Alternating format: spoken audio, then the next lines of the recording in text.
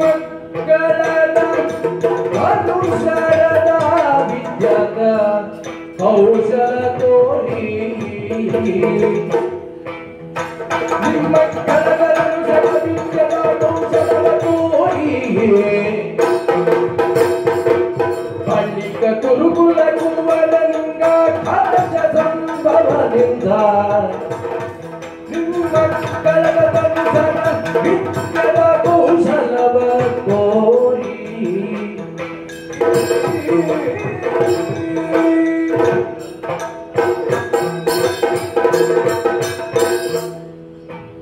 ಪೂಜ್ಯ ಭರದ್ವಾಜನ ಸಂತಾನವಾದ ನಾ ಹುಟ್ಟಿದ ಸ್ಥಳವೇ ನನಗೆ ಅಂಕಿತ ನಾಮವಾಗಿ ಹೋಯಿತು. ದ್ರೋಣ ಎಂದು. ಭರದ್ವಾಜನ ಮಗನಾದ ನನಗೆ ಪಾಠವೇ ಮುಖ್ಯ ಅಲ್ಲವೋ? ಅಪ್ಪನೊಂದಿಗೆ ಆದಷ್ಟು ಪಾಠವನ್ನು ಕಲಿಯುತ್ತಾ ಇದ್ದಾಗ ಒಬ್ಬ ಗೆಳೆಯನೂ ಸಿಕ್ಕ, ಧ್ರುಪದ. ಯಾವುದೇ ಮನುಷ್ಯನಿಗಾಗಲಿ ಬಾಲ್ಯದ ಗೆಳೆತನದಷ್ಟು ಔನ್ನತ್ಯವಾಗಿ ಮನಸ್ಸಿಗೆ ಮತ್ತಾವುದೂ ಗೋಚಿಸಲಾರದು. ಆಟವೋ ಪಾಠವೋ ನಿದ್ರೆಯೋ ಕಷ್ಟವೋ ಸುಖವೋ ಎಲ್ಲವೂ ಗೆಳೆಯನೊಟ್ಟಿಗೆ. ಅಂತಹದ್ದೊಂದು ಭಾಗ್ಯ ನನಗೆ ಒದಗಿ ಬಂದ ಪುಣ್ಯವನ್ನು ಸದಾ ನೆನೆಯುತ್ತಾ ಕಳೆಯುತ್ತಿದ್ದಾಗ ಒಂದು ದಿವಸ ಬಂದೇ ಬಂತು, ಎಲ್ಲ ಮಕ್ಕಳಿಗೂ ಬಂದ ಹಾಗೆ. ಪಾಠ ಮುಗಿದ ನಂತರ ಗುರುಕುಲದಿಂದ ಎಲ್ಲ ರಾಕುವರರು ತಮ್ಮ ತಮ್ಮ ರಾಜ್ಯಗಳಿಗೋ ಮನೆಗಳಿಗೋ ತೆರಳುವ ದಿನ. ಅದೆಂತಹ ನೋವು ಮನಸ್ಸಿಗೆ. ಅಂತಹನೊಬ್ಬ ಗೆಳೆಯನು ನನಗೀಗ ದೂರವಾಗ್ತಿದ್ದಾನಲ್ಲೋ. ಹೇಳ್ತಾರೆ ಚೆನ್ನಾಗಿ, ಕಾಲಹರಣಕ್ಕೋ ಒಂದಿಷ್ಟು ವಿಷಯವನ್ನು ವಿನಿಮಯ ಮಾಡ್ಲಿಕ್ಕೋ ಗೆಳೆತನ ಮಾತ್ರವಲ್ಲ. ಅವ ನನಗೆ ಬಂದು ಹೇಳಿದ್ದು, ಎಲ್ಲ ಗೆಳೆಯ ಚಿಂತಿಸಬೇಡ, ಕೇವಲ ಸಮಯವನ್ನು ಹಂಚಿಕೊಳ್ಳುವುದಲ್ಲಿ ಮಾತ್ರವಲ್ಲ, ಮುಂದೊಂದು ದಿನ ನಾನಿನ್ನಲ್ಲಿ ವಿತ್ತವನ್ನು, ನನ್ನ ರಾಕುಮಾರನಿದ್ದೇನೆ, ನಾನು ವಿತ್ತವನ್ನು ಹಂಚಿಕೊಳ್ಳುತ್ತೇನೆ, ನನ್ನಲ್ಲಿರುವ ಐಶ್ವರ್ಯವನ್ನು ನಿನ್ನಲ್ಲಿ ಹಂಚಿಕೊಳ್ಳುತ್ತೇನೆ ಎಂದು ನನ್ನ ಹೃದಯವನ್ನು ತುಂಬಿಸಿ ತೆರಳಿದ. ಕಾಲ ಸಾಗುತ್ತಾ ಅಗ್ನಿವೇಶದಲ್ಲಿ ಮತ್ತಷ್ಟು ವಿದ್ಯೆಯನ್ನು ಆರ್ಜಿಸಿದ ನಾನು ಒಂದಾನೊಂದು ಕಾಲದಲ್ಲಿ ಪರಶುರಾಮನ ದತ್ತವಾದ ಹಲವು ಅಸ್ತ್ರಗಳನ್ನು ಶಸ್ತ್ರಗಳನ್ನು ಪಡೆದೆ. ಬ್ರಾಹ್ಮಣನಾದ ನನಗೆ ಅದರ ಉಪಯೋಗವು ಅಷ್ಟು ಹೆಚ್ಚು ಇರುವುದಿಲ್ಲ. ಆದರೂ ಭರದ್ವಾಜನ ಮಗನಾದ ನಾನು ಬ್ರಾಹ್ಮಣ್ಯವನ್ನು ಗಟ್ಟಿಯಾಗಿ ಹಿಡಿದುಕೊಂಡೆ. ಧರ್ಮದ ಪರೀಕ್ಷೆಯೋ ಎಂಬಂತೆ ಬ್ರಾಹ್ಮಣ್ಯದಲ್ಲೇ ಸದಾ ನಿಂತ ನನಗೆ ಲಕ್ಷ್ಮಿಯ ಕಟಾಕ್ಷ ಸ್ವಲ್ಪ ಒಂದು ಕಾಲದಲ್ಲಿ ಕಡಿಮೆಯಾಗಿ ಹೋಯಿತು. ಮುದ್ದಾದ ಮಗು ಅಶ್ವತ್ಥಾಮ ತನ್ನ ಗೆಳೆಯರನ್ನೇ ಆಡುವಾಗ ಅಥವಾ ನೋಡುವಾಗ ಹಲವು ವಿಷಯಗಳನ್ನು ಗಮನಿಸುವುದು ಸಹಜವೋ ಎಂಬಂತೆ ಬಂದು ನನಗೆ ಹೇಳುವುದು, ಅಪ್ಪಯ್ಯ ಅವರೇನೋ ಸೇವಿಸುತ್ತಿದ್ದಾರೆ, ಬಣ್ಣದಲ್ಲೋ ಮತ್ತೊಂದರಲ್ಲೋ ದಟ್ಟತೆಯಲ್ಲೋ ಅದು ಕಾಣುವುದು ನಾನು ಯಾವುದನ್ನು ಸೇವಿಸುತ್ತಿದ್ದೇನೆಯೋ ಅದರ ಹಾಗೆಯೇ ಉಂಟು. ಆದರೆ ಬಹುಶಃ ಅದರ ರುಚಿ ಬೇರೆ ಅಪ್ಪಯ್ಯ, ಅದು ಹಾಲು ಅನಿಸ್ತದೆ. ನನಗೂ ಹಾಲು ಬೇಕಪ್ಪಯ್ಯ, ನನಗೂ ಹಾಲೇ ಬೇಕು. ಅದು ತನಕ ನಮಗಿರುವ ದಾರಿದ್ರ್ಯದಿಂದ ನಾವು ಹುಟ್ಟಿಗೊಂದಿಷ್ಟು ನೀರನ್ನು ಸೇರಿಸಿ ಇದೇ ಹಾಲು ಎಂದು ಅವನಿಗೆ ಉಣಿಸುತ್ತಿದ್ದ ಕಾಲ ನಮ್ಮದು. ಹೆತ್ತ ತಂದೆಯ ಕರುಳು ಕರುಗುವುದಾಗಲಿ. ಸತಿಪತಿಯರು ಎಷ್ಟೇ ಕಷ್ಟ ಅನುಭವಿಸಿದರೂ ದೊಡ್ಡದಾಗಿ ಕಾಣಿಸುವುದಿಲ್ಲ. ಪ್ರಾಯ ಬಂದವರು ಮಕ್ಕಳೊಂದು ಕೇಳುವುದಾಗ ಅದು ಯಾವುದೋ ದೊಡ್ಡ ಆಟಿಕೆಯೋ ಮತ್ತೊಂದು ಅಂತ ಆದರೆ ಅದು ಬೇರೆ ವಿಷಯ. ಹೆತ್ತ ತಂದೆ ಕನಿಷ್ಠವಾಗಿ ಕೊಡಬೇಕಾದದ್ದೊಂದಿಷ್ಟು ಆಹಾರ ಮಾತ್ರವಲ್ಲವ.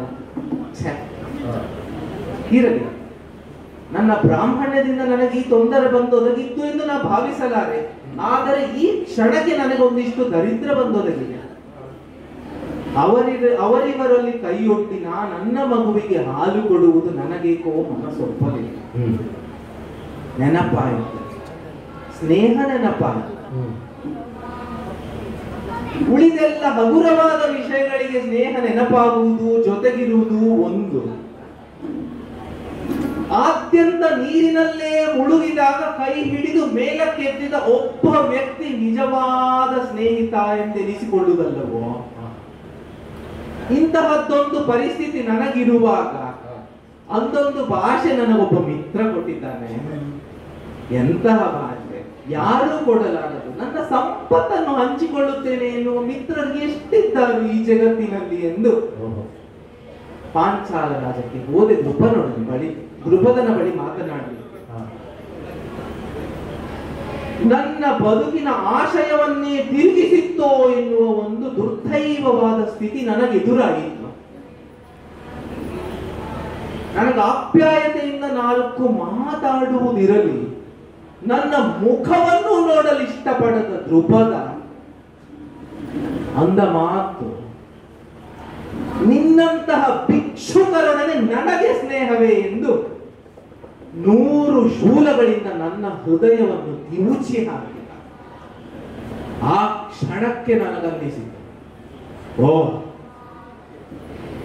ಸ್ನೇಹವೋ ಬಾಂಧವ್ಯವೋ ಸಂಬಂಧವೋ ನಮ್ಮ ಸರಿಸಮನಾದವರಲ್ಲಿ ಮಾತ್ರ ಇರಬೇಕು. ಆಗ ಮಾತ್ರ ಅದು ತೂಗುತ್ತದೆ. ಉಳಿದದೆಲ್ಲ ಪರಿಚಯ ಮಾತ್ರ. ತಾತ್ಕಾಲಿಕವಾಗಿ ಆಗಿ ಬಂದರೂ ಆತ್ಯಂತಿಕವಾಗಿ ಕೂಡುವುದಲ್ಲ.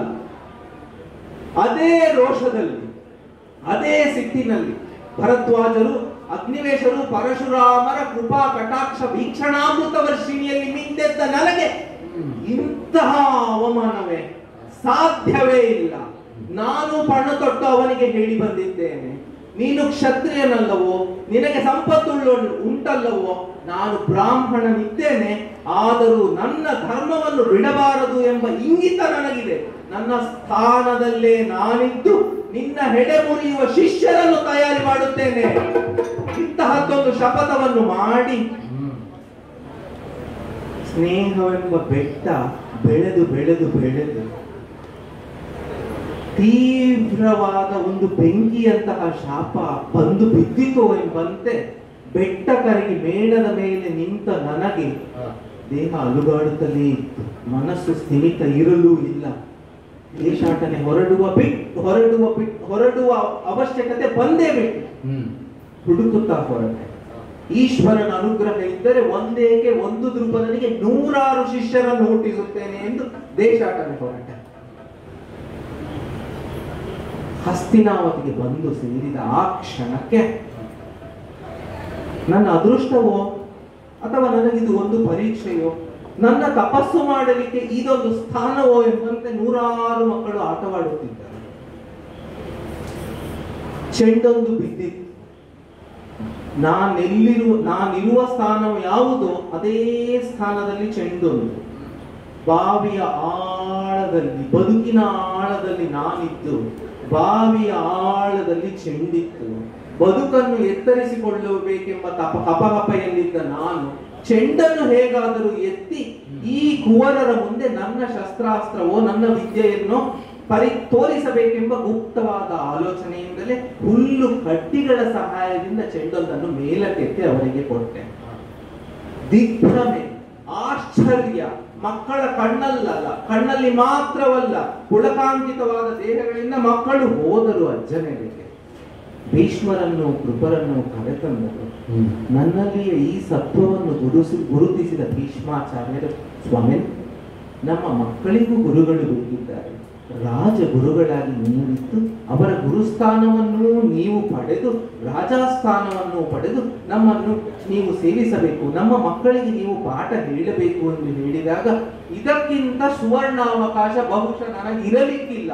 ಇಂತಹದ್ದೊಂದು ವಂಶದ ಮಕ್ಕಳು ನನಗೆ ಶಿಷ್ಯರಾಗಿ ಒದಗಿ ಬರುತ್ತಾರೆ ಎಂದರೆ ಕಾಯುತ್ತಿದ್ದ ಹಪಹಪಿಸುತ್ತಿದ್ದ ನನ್ನ ಮನಸ್ಸಿಗೆ ಸಕಾರ ಆಯಿತು ಎಂದು ಒಪ್ಪಿಕೊಂಡು ಮಕ್ಕಳನ್ನು ಸಿದ್ಧ ಮಾಡಿದೆ. ಯಾವುದೇ ಗುರುವಾಯಿತು. ಒಬ್ಬ ಮಗು ತಪ್ಪು ಮಾಡಿದರೆ ತಪ್ಪು ತಂದೆಯದಾಗ್ತದೆ, ಶಿಷ್ಯನೊಬ್ಬ ತಪ್ಪು ಮಾಡಿದರೆ ತಪ್ಪು ಗುರುವಿನದಾಗ್ತದೆ ಎಂದು ಶಾಸ್ತ್ರಜ್ಞರು ಹೇಳುತ್ತಾರೆ. ಅಂತಹದ್ದೊಂದು ಆಲೋಚನೆಯನ್ನು ಮನಸ್ಸಿನಲ್ಲಿ ಇಟ್ಟುಕೊಂಡು ನನ್ನ ಶಿಷ್ಯರು ಸದಾ ಧರ್ಮ ಮಾರ್ಗದಲ್ಲೇ ನಡೆಯುತ್ತಿರಬೇಕು ಎಂಬ ಆಶಯದಲ್ಲಿ ಸದಾ ಶಿಷ್ಯರನ್ನು ನಾ ತಯಾರಿ ಮಾಡುತ್ತಲೇ ಹೊರಟೆ. ಒಬ್ಬರಲ್ಲ, ಇಬ್ಬರಲ್ಲ, 100 ಶಿಷ್ಯರು ತಯಾರಿಯಾದರು. ಮಾತ್ರವಲ್ಲ, ಎಂತಹ ಧರ್ಮರಾಜ! ಗುರುವಿಗೆ ಸದಾ ಇರುವ ಭಯವೊಂದು. ನಾ ಕಲಿಸಿದ ಪಾಠವನ್ನು ನನ್ನ ಶಿಷ್ಯನು ಅಧರ್ಮಕ್ಕೆ ಬಳಸಿದರೆ ಅದರ ಪಾಪ ನನಗೆ ತಾಗುತ್ತದೆ ಎಂಬ ಭಯ ಒಬ್ಬ ಸದ್ಗುರುವಿಗೆ ಸದಾ ಇರುತ್ತದೆ. ಅಂತಹ ಅಂತಹ ಭಯವನ್ನು ನನಗೆ ಕಲಿಸಲು ಬರಲಾರದೆ ನನಗೆ ಆಶ್ವಾಸನೆಯನ್ನೇ ನೀಡುತ್ತಿದ್ದಾನೆ ಎಂಬಂತಹ ಶಿಷ್ಯ ಧರ್ಮರಾಜ. ಎಲ್ಲ ಶಿಷ್ಯರು ಎಲ್ಲ ವಿದ್ಯೆಗಳನ್ನು ಅಷ್ಟೋ ಇಷ್ಟೋ ಕಲಿತರು. ಭೀಮ, ದುರ್ಯೋಧನ, ದುಶ್ಯಾಸನರಂತೂ ಕದಾ ವಿದ್ಯೆಯಲ್ಲಿ ಮೇರು ಪರ್ವತದಷ್ಟು ಎತ್ತರಕ್ಕೆ ಇಳಿದು ಬಿಟ್ಟರು. ಮಾತ್ರವಲ್ಲ, ಭೀಮನ ಗದಾಘಾತವನ್ನು ಹೊಂದಿದ ಯಾವ ಸೃಷ್ಟಿಯ ತುಣುಕಾದರೂ ಅವನ ಗದಾಘಾತವಾದ ಮೇಲೆ ಬ್ರಹ್ಮನೇ ಹುಡುಕಾಡಬೇಕು, ಎಲ್ಲಿ ಹೋಯಿತು ನನ್ನ ಸೃಷ್ಟಿ ಎಂದು. ಅಂತಹ ಶಿಷ್ಯ ಭೀಮ. ಉಳಿದನೊಬ್ಬನ ಭಾರತ ಇದ್ದ ಉಳಿದನೊಬ್ಬನು ಶಸ್ತ್ರಾವಳಿಯ ಸಂಗೋಮಾರ್ಗ ಶ್ರಮವನ್ನು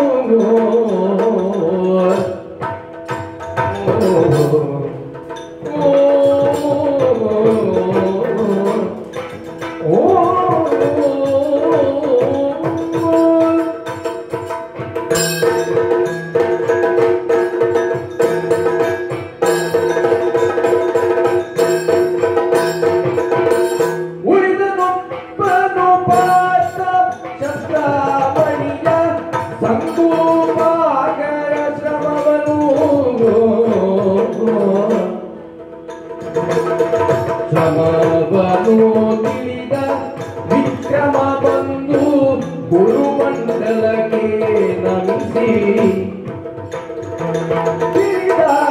ವಿಕ್ರಮ ಬಂದು ಗುರುಮಂಡಲಕ್ಕೆ ನಮಿಸಿ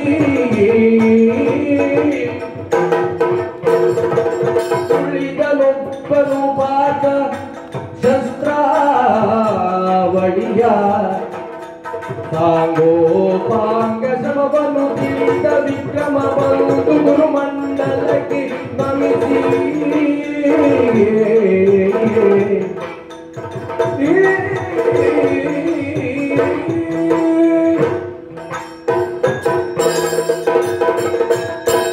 ಗುರುಭ್ಯೋ ನಮಃ. ಗುರುಗಳ ಕಣ್ಸನ್ನೆಯಂತೆ ಈ ಪರೀಕ್ಷಾ ರಂಗದಲ್ಲಿ ಈ ಪಾರ್ಥನ ಶಕ್ತಿ ಏನು ಎನ್ನುವುದನ್ನು ಪ್ರದರ್ಶಿಸುವುದಕ್ಕೆ ಅಣಿಯಾಗಿ ನಿಂತವನಿದ್ದೇನೆ. ದ್ರೋಣಾಚಾರ್ಯರ ಶಿಷ್ಯರಾಗಿ ನಾವು 105 ಜನ ಅವರಿಂದ ಬಿಲ್ವಿದ್ಯೆಯನ್ನ ಕಲಿತು ಬೇಕಾದಂತಹ ಎಲ್ಲ ಶಾಸ್ತ್ರಗಳನ್ನ ಅಭ್ಯಸಿಸಿದವರು ನಾವು. ಇದು ಪರೀಕ್ಷಾ ರಂಗ.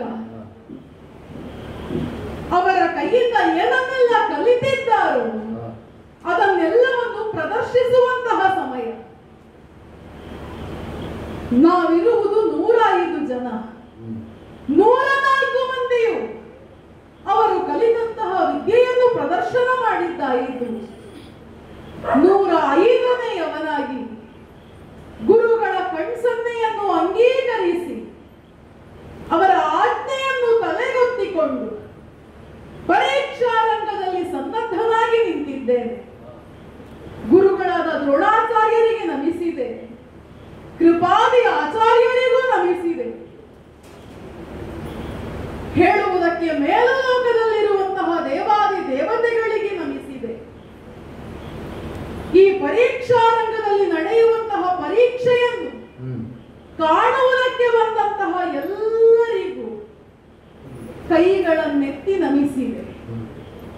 ಇನ್ನು ನನ್ನ ಸಾಮರ್ಥ್ಯ ಏನು, ನಾನು ಕಲಿತದ್ದೇನು, ನಾನು ಕಲಿತದ್ದೆಷ್ಟು, ಈ ಪಾರ್ಥ ದ್ರೋಣರ ಶಿಷ್ಯನಾಗಿ ಏನನ್ನು ಪ್ರದರ್ಶಿಸುವುದಕ್ಕೆ ಅಣಿಯಾಗಿದ್ದಾನೆ ಎನ್ನುವುದನ್ನು ನಾನು ತೋರ್ಪಡಿಸಿಕೊಳ್ಳಬೇಕಲ್ಲ.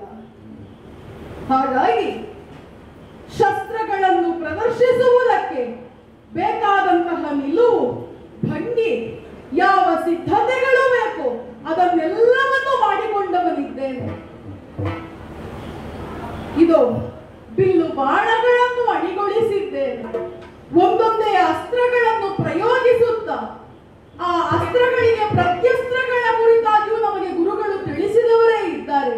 ಅದನ್ನೂ ಪ್ರಯೋಗಿಸಬೇಕೆಂದು ಯೋಚಿಸಿದವನಿದ್ದೇನೆ.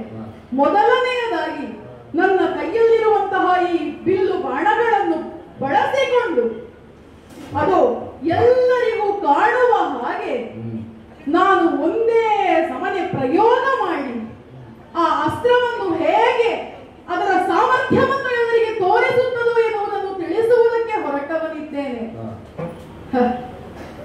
ಕೈಯಲ್ಲಿರುವಂತಹ ಬಿಲ್ಲಿನಿಂದ ಆಗ್ನೇಯಾಸ್ತ್ರದ ಪ್ರಯೋಗವಾಯಿತು. ಆಗ್ನೇಯಾಸ್ತ್ರವನ್ನು ನೋಡಿದರೆ ಅದು ಮೇಲಕ್ಕೆ ನೆಗೆದು ಅದರಿಂದ ಅಗ್ನಿಯೇ ಧಾರೆಯಾಗಿ ಹರಿಯುತ್ತಾ ಉಂಟು, ಸುರಿಯುತ್ತಾ ಉಂಟು. ಅದನ್ನು ಶಮನಗೊಳಿಸಬೇಕಲ್ಲ, ಅದನ್ನು ಶಮನಗೊಳಿಸುವುದಕ್ಕಾಗಿ ವರುಣಾಸ್ತ್ರವನ್ನು ಪ್ರಯೋಗಿಸಿದೆ. ಆಗ್ನೇಯಾಸ್ತ್ರದ ಶಮನವಾಯಿತು ವರುಣಾಸ್ತ್ರದ ಮುಖೇನ. ಅದಾದ ಬಳಿಕ ಆ ವರುಣಾಸ್ತ್ರವನ್ನು ಶಾಂತಗೊಳಿಸುವುದಕ್ಕೆ ಪ್ರಯತ್ನಿಸಿದೆ. ಎಲ್ಲವರಿಗೂ ಗೋಚರಿಸುವ ಹಾಗೆ ತಿಮಿರಾಸ್ತ್ರವನ್ನೇ ಪ್ರಯೋಗಿಸಿದೆ. ತಿಮಿರದಿಂದ ಹಗಲಾಗಿದ್ದದ್ದೆಲ್ಲವೂ ಕತ್ತಲಾಗಿ ಹೋಯಿತು. ಕತ್ತಲೇ ಇತ್ತು ಅಂತಾದರೆ ಮತ್ತೇನು ನಡೆಯುವುದಕ್ಕಾಗುವುದಿಲ್ಲವಲ್ಲ. ಆ ಕತ್ತಲೆಯನ್ನು ಹೋಗಲಾಡಿಸುವುದಕ್ಕೆ ಸೂರ್ಯಾಸ್ತ್ರದ ಪ್ರಯೋಗವನ್ನು ಮಾಡಿದೆ. ಒಂದು ಕ್ಷಣಕ್ಕೆ ಕತ್ತಲೆ ಎಲ್ಲವೂ ಅಳಿದು ಹೋಗಿ ಸೂರ್ಯನ ಬೆಳಕೆ ಎಲ್ಲರಿಗೆ ಗೋಚರಿಸುವ ಹಾಗಾಯಿತು. ಇಷ್ಟು ಮಾತ್ರವಲ್ಲ, ಮೇಘಾಸ್ತ್ರದಿಂದ ಮೋಡಗಳನ್ನು ಸೃಷ್ಟಿಸಿದೆ. ಪರ್ವತಾಸ್ತ್ರಗಳಿಂದ ಪರ್ವತಗಳನ್ನು ಸೃಷ್ಟಿಸಿದೆ. ನನ್ನ ಕೈಯಲ್ಲಿರುವಂತಹ ಉರಗಾಸ್ತ್ರದಿಂದ, ಒಂದೇ ಒಂದು ಉರಗಾಸ್ತ್ರದಿಂದ 3 ಭುಜಂಗಗಳನ್ನೇ ಸೃಷ್ಟಿ ಮಾಡಿಬಿಟ್ಟೆ. ವಾಯುವ್ಯಾಸ್ತ್ರದ ಮುಖೇನ ಸುಂಟರ ಗಾಳಿಯನ್ನೇ ಈ ಪರೀಕ್ಷಾ ರಂಗದ ಸುತ್ತಮುತ್ತಲಿನಲ್ಲಿ ಎಬ್ಬಿಸಿ ಬಿಟ್ಟೆ. ಎಲ್ಲವನ್ನು ಪ್ರಯೋಗಿಸಿದ್ದು ಮಾತ್ರ ಅಲ್ಲ, ಅದನ್ನೆಲ್ಲವನ್ನು ಶಮನಗೊಳಿಸುವ ಮುಖೇನ ಅಸ್ತ್ರ ಪ್ರತ್ಯಸ್ತ್ರ ಎರಡನ್ನೂ ಗುರುಗಳಿಂದ ನಾನು ಅರಿತುಕೊಂಡಿದ್ದೇನೆ ಎನ್ನುವಂತಹ ವಿಚಾರವನ್ನು ಎಲ್ಲರಿಗೂ ತಿಳಿಯುವ ಹಾಗೆ ಮಾಡಿದೆ. ಒಬ್ಬ ಅರಸನಾಗಬಲ್ಲವನಿಗೆ ತನ್ನ ರಾಜ್ಯದಲ್ಲಿರುವಂತಹ ಸೈನ್ಯವನ್ನು ನಿಭಾಯಿಸುವಂತಹ ಕಲೆ ಗೊತ್ತಿರಬೇಕು. ಅದಕ್ಕಾಗಿ ಆನೆ, ತುರಗ, ರಥ ಮುಂತಾದವುಗಳನ್ನು ಯಾವ ರೀತಿ ಪಳಗಿಸುವುದು, ಯಾವ ರೀತಿ ಅವುಗಳನ್ನು ನಿಯಂತ್ರಿಸುವುದು ಎನ್ನುವ ವಿಚಾರವನ್ನು ನಮ್ಮವರಿಗೆಲ್ಲರಿಗೂ ತಿಳಿಯುವ ಹಾಗೆ ಮಾಡಿದ್ದಾಯಿತು. ಗುರುಗಳು ಕಲಿಸಿದ್ದನ್ನು, ಗುರುಗಳು ಬಾಯಲ್ಲಿ ಹೇಳಿದ್ದನ್ನು ಶಿಷ್ಯನಾಗಿ ಎಷ್ಟು ಸ್ವೀಕರಿಸುವುದಕ್ಕಾಗುತ್ತದೋ ಅದನ್ನೆಲ್ಲವನ್ನು ಸ್ವೀಕರಿಸಿದ್ದೇನೆ. ಕೆಲವಂ ವಲ್ಲವರಿಂದ ಕಲಿತು, ಕೆಲವಂ ಶಾಸ್ತ್ರಗಳನ್ನು ಕೇಳುತ್ತಂ, ಕೆಲವಂ ಸುಜ್ಞಾನದಿಂದ ನೋಡುತ್ತಂ, ಕೆಲವಂ ಸಜ್ಜನ ಸಂಘದಿಂದ ಲರಿಯಲ್ ಸರ್ವಜ್ಞನಪ್ಪಂ ನರಂ ಅಂತ ಆಡುತ್ತಾರೆ. ನನ್ನ ಸ್ವಾಧ್ಯಾಯವೂ ಉಂಟಲ್ಲಿ, ಗುರುಗಳ ಆಶೀರ್ವಾದವೂ ಉಂಟು. ಇವೆಲ್ಲದರ ಮುಖೇನ ಈ ಪಾರ್ಥ ಏನು ಎನ್ನುವುದನ್ನು ಈ ಪರೀಕ್ಷಾ ರಂಗದಲ್ಲಿ ತೋರಿಸಿಕೊಟ್ಟೆ. ಪೊಗಳಿದರು ಧರ್ಮಜನಾಗ ವಿಗಡ ಭೀಮನ ನೃಪನಾಗ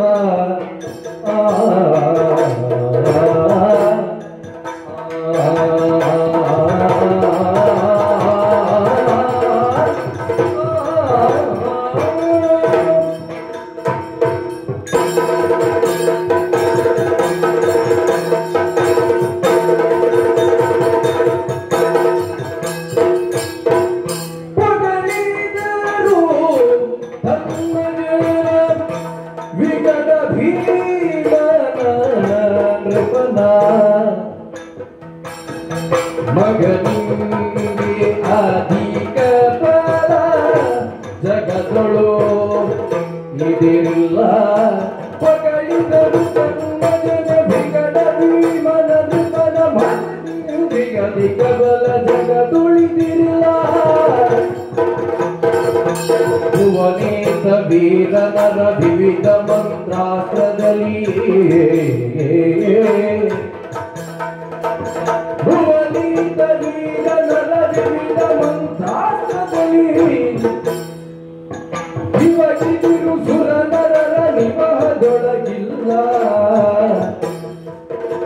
ಹೊಗಳಿದರು ತನ್ನ ಜನ ವಿಗಡ ಭೀಮನ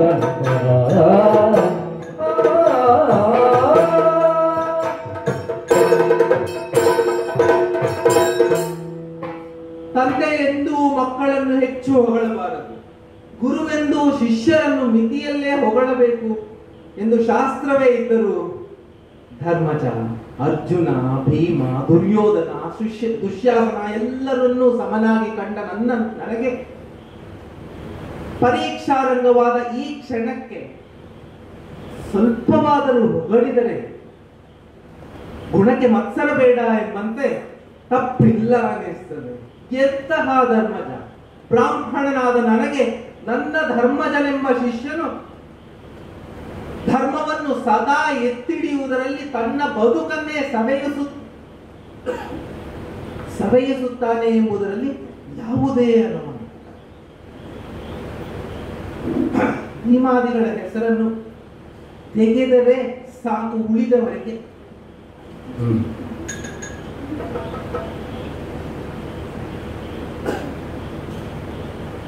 ಗುರುವಾದ ನನಗೂ ಗಂಟಲು ಒಣಗುತ್ತದೆ ಭೀಮನ ಹೆಸರನ್ನು. ಅಂತಹ ಶಕ್ತಿ ನನ್ನ ಭೀಮನ. ಇದ್ದನೊಬ್ಬನು ಅರ್ಜುನ. ಎಷ್ಟು ಹೇಳಿದರೂ ತೃಪ್ತಿಯಾಗದು ಅರ್ಜುನನ ಬಗ್ಗೆ. ಮುಲ್ಲೋಕಗಳಲ್ಲೂ ನನ್ನ ಅರ್ಜುನನಿಗೆ ಸಾಟಿಯಾದ ಧೀರ ಮತ್ತೊಬ್ಬನಿಲ್ಲ ಎಂದು ಎದೆ ತಟ್ಟಿ ಸಾರಬಲ್ಲ ದೃಢತೆ ನನಗಿದಿರು ಇಂದು. ಅಷ್ಟೇ ಪಿನಾಕಪಾಣಿಯೋ, ಶಾಂಘಧರನೋ, ಕೋದಂಡರಾಮನೋ ದೈವದ ಸ್ಥಾನದಲ್ಲಿದ್ದು ಗೆಲ್ಲಬಹುದಾದರೂ ಪಿನಾಕವೋ, ಶಾರ್ಂಗವೋ, ಕೋದಂಡವೋ ಕ್ಷಣಾರ್ಧಕ್ಕೆ ನಡುಕ ಹುಟ್ಟುವುದರಲ್ಲಿ ಅನುಮಾನವೇ. ನನ್ನ ಅರ್ಜುನನೊಡನೆ ಯುದ್ಧ ಮಾಡಬೇಕು ಎಂದು ಯಾರಾದರೂ ಎದೆ ತಟ್ಟಿ ಮುಂದೆ ಬಂದರೆ ಮಗುವೊಂದು ಸಮುದ್ರವನ್ನೇ ಆಪೋಷಣ ಪಡೆಯುತ್ತೇನೆ ಎನ್ನುವಷ್ಟು ಧೈರ್ಯವಿರಬೇಕು. ಪ್ರಳಯಾಗ್ನಿಯಲ್ಲಿ ಮಿಂದಿ ಎದ್ದು ನಾ ಬದುಕುತ್ತೇನೆ ಎನ್ನುವಷ್ಟು ಧೈರ್ಯ ಬೇಕು. ಮಾತ್ರವಲ್ಲ, ವಾಸುಕಿಯ ಕೋರೆಗಳನ್ನೆಳೆದು ನಾ ಇನ್ನೂ ಉಸಿರಾಡುತ್ತೇನೆ ಎನ್ನುವಷ್ಟು ಧೈರ್ಯ ಇದ್ದವರು ಮಾತ್ರ ನನ್ನ ಅರ್ಜುನನ ಬಿಲ್ಲನ್ನು, ಬಾಣವನ್ನು ತಡೆಯಬಲ್ಲರು. ಗುರುವೃದ್ಧರು ಪ್ರಜೆಗಳು ಇರುವ ಈ ಸಭೆಗೆ ಒಂದು ವಿಷಯವನ್ನು ದಿಟ್ಟವಾಗಿ ಹೇಳಲು ಗರ್ವ ಪಡುತ್ತಿದ್ದೇನೆ. ಪಾರ್ಥ ಏವ ತನುತ್ತರಃ, ಪಾರ್ಥ ಏವ ತನುತ್ತರಃ.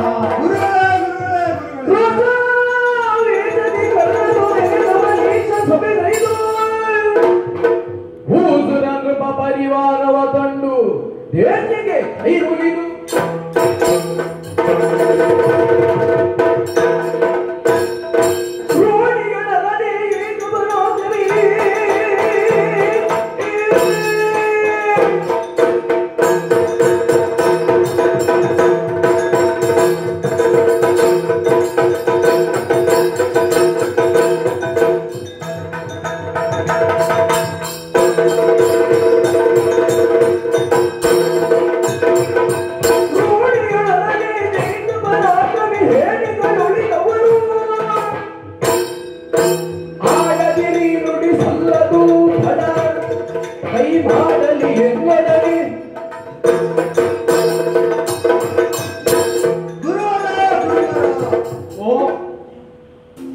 ಅಭಿವಾದನ ಪುರಸ್ಸರವಾಗಿಯೇ ನಿಮ್ಮನ್ನು ಮಾನಿಸ್ತಾ ಇದ್ದೇನೆ.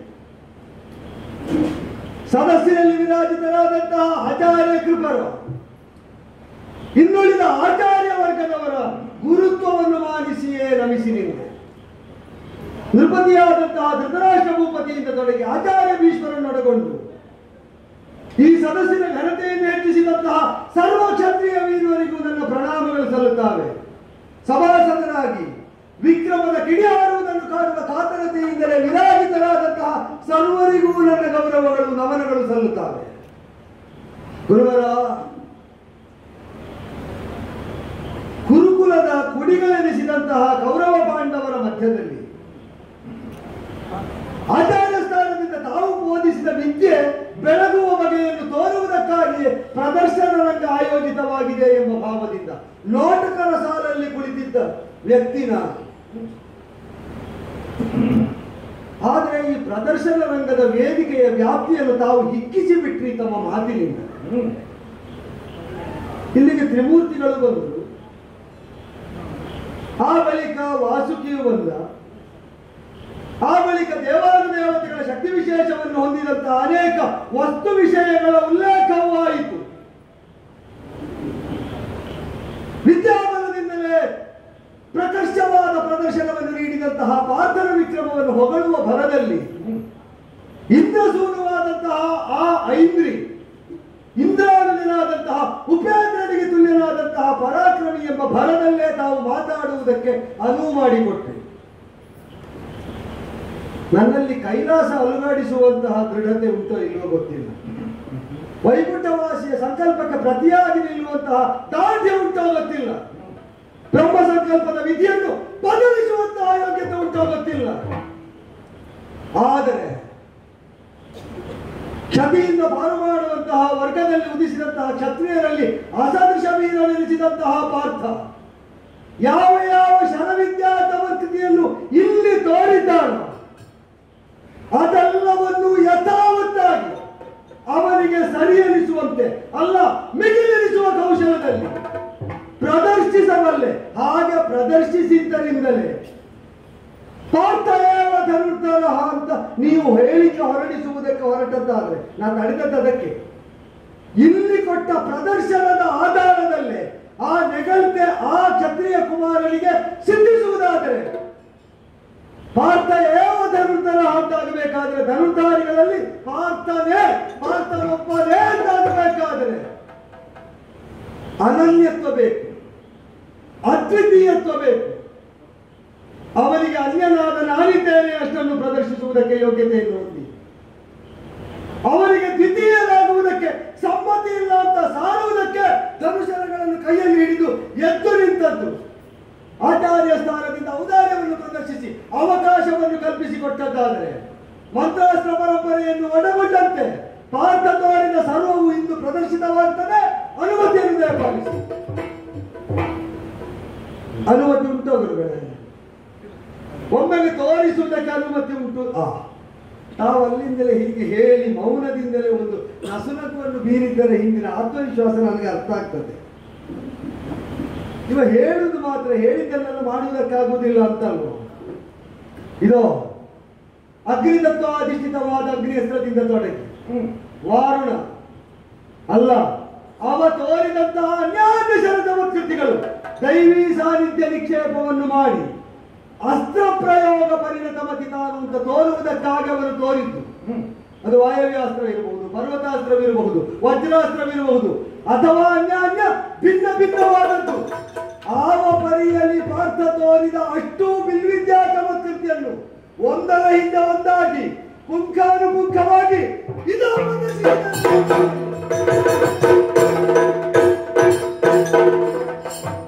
ಇಷ್ಟಕ್ಕೆ ಮುಗಿಯಿತು.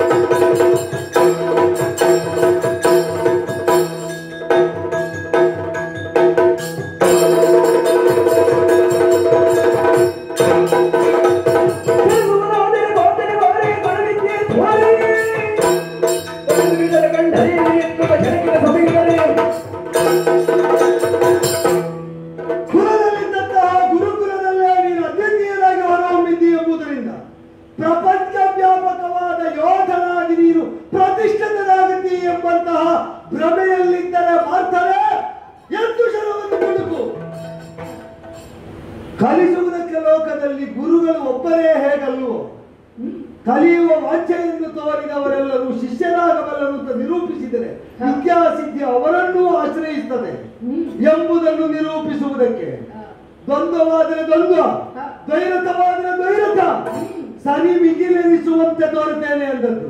ಸರಿ ಸಮನಾಗಿ ನೀ ತೋರಿದ ಅಸ್ತ್ರಕೌಶಲವನ್ನು ಪ್ರದರ್ಶಿಸಿದ ನಾನು ನಿನಗೆ ಸೆಣಸುವ ಬಯಕೆಯೇ ಉಂಟು.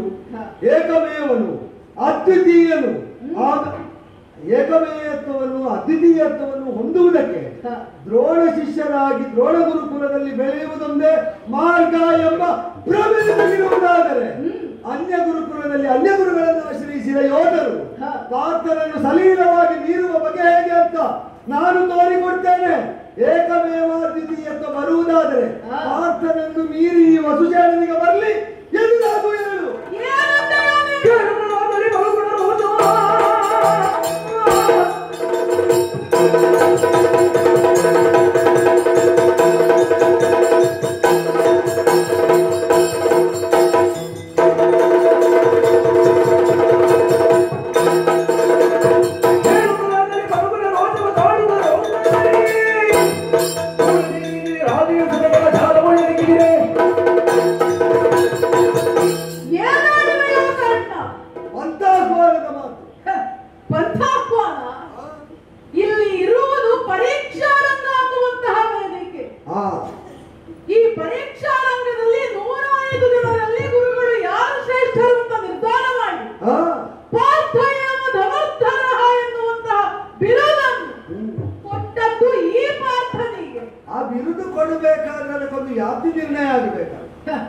ವ್ಯಾಪ್ತಿ ನಿರ್ಣಯದ ಪ್ರಶ್ನೆ ಮತ್ತೆ ಗುರುಕುಲದಲ್ಲಿ ಪಾರ್ಥಯವ ಧನುರ್ಧರ ಅಂದ್ರೆ ಆಕ್ಷೇಪ ಇರಲಿಲ್ಲ, ದ್ರೋಣ ಶಿಷ್ಯರಲ್ಲಿ ಪಾರ್ಥಯವ ಧನುರ್ಧರ ಅಂದ್ರೆ ಆಕ್ಷೇಪ ಇರಲಿಲ್ಲ.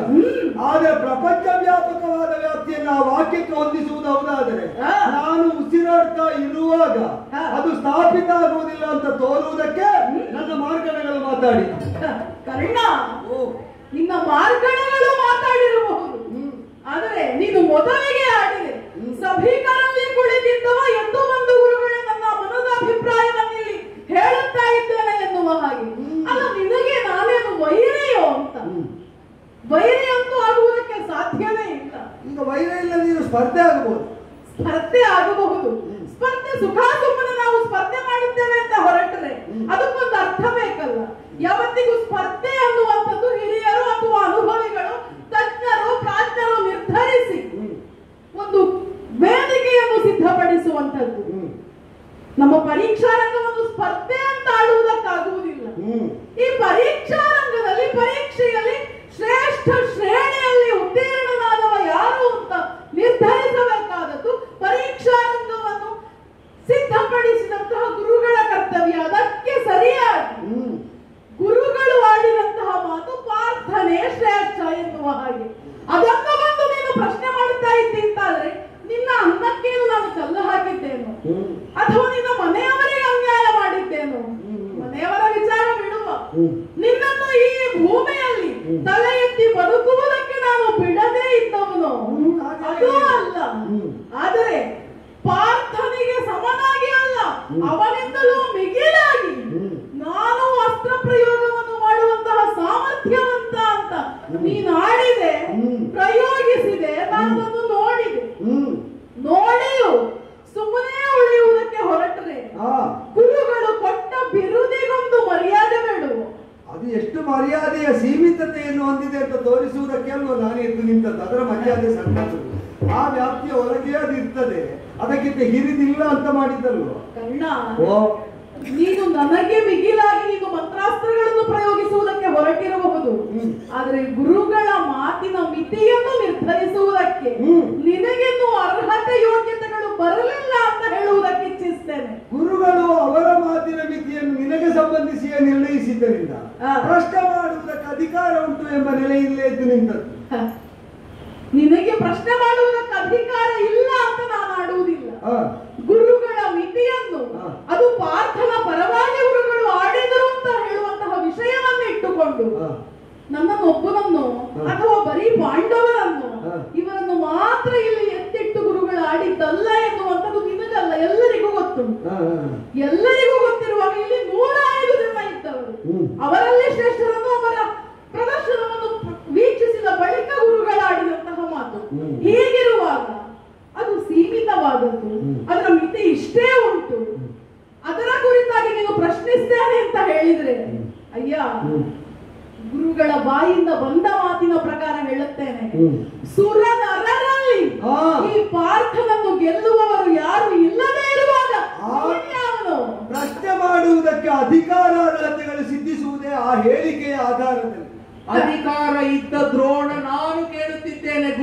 ಸ್ಥಾನದಲ್ಲಿ ನೀ ಯಾರು ನೀನಾರಿಲವೋ ರಾಯನ ರಾಜನು ಸೂನುಬೆ ವಂಶದಲ್ಲಿ ಏನೆಂಬಂದನ ನರನಿಗೆ ಸರಸಮಿಸಾಯಿತೆ ಮರುಳೆ ಯಲ ಮರುಳ ಗುರುವೃದ್ಧರು ಇರುವ ಈ ಸಭೆಯಲ್ಲಿ ನನ್ನ ಶಿಷ್ಯರು ಮೆರೆಯುತ್ತಿರುವ ಈ ಸಭೆಯಲ್ಲಿ ಬಂದು ನಿನ್ನ ಚತುರತೆಯನ್ನು ತೋರಿಸುತ್ತಿರುವ ನೀ ಯಾರು? ಯಾವ ರಾಜದ ವಂಶದ ಕುಡಿ ನೀನು? ಚಂದ್ರವಂಶವೋ, ಸೂರ್ಯವಂಶವೋ, ಮತ್ತಾವ ಕವಲಿನ ವಂಶವೋ? ಯಾರು ನೀನು? ಎಲ್ಲಿಂದ ಬಂದದ್ದು? ಏನು ನಿನ್ನ ಕುಲ? ಏನು ನಿನ್ನ ಅರ್ಹತೆ? ಎಲ್ಲದಕ್ಕೂ ಉತ್ತರ ಹೇಳಬೇಕು ಅಂತಾದ್ರೆ ಈ ರಂಗಕ್ಕೆ ಆ ಉತ್ತರವನ್ನು ತಾಳುವಂತ ಸಾಮರ್ಥ್ಯ ಬೇಡುವ. ಇದು ಎಲ್ಲರಿಗೂ ಸಮಾನ ಅಲ್ವೋ ಗುರುಗಳೇ? ಕುಲವೇ ತಗಿ ಸಮರಾಂಗಣದಲ್ಲಿ ಭುಜ ಬಲವೊಂದಿದ್ದರೆ ಸಾಕು.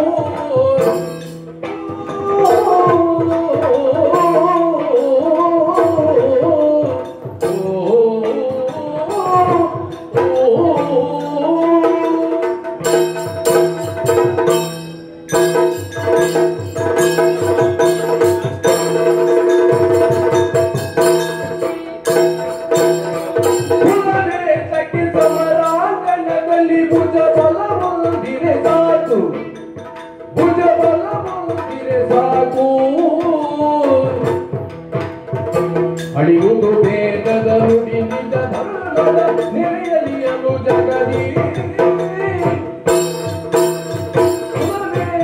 ಸಮರಾಂಗಣದಲ್ಲಿ ಭುಜ ಬಲವೊಂದಿರೆ ಸಾಕು.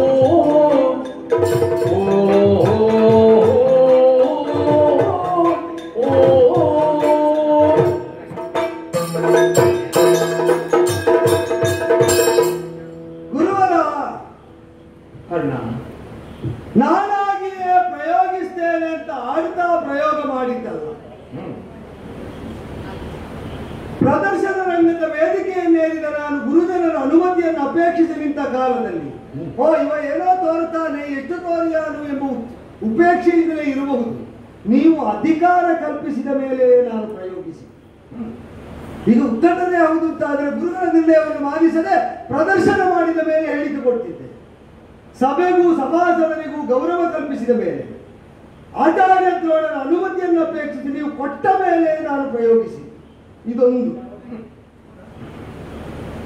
ಸರ್ವರನ್ನು ವೀರವಲ್ಲ ಸುರನರಗರಲ್ಲಿ ಅಸದೃಶನೆನಿಸಬಹುದಾದ ಒಬ್ಬ ಯೋಗ್ಯತೆಯನ್ನು ಹೊಂದಿದ ಕಡುಗಲಿ ಪಾರ್ಥ ಅಂತ ನೀವು ಸ್ಥಾಪಿಸುವುದಕ್ಕೆ ಹೊರಟಾಗ ಆ ಮಾತು ಒಂದು ಗುರುಕುಲದ ವ್ಯಾಪ್ತಿಗೆ ಸೀಮಿತವಾದ ಮಾತು ಅಲ್ವಲ್ಲ ಗುರು.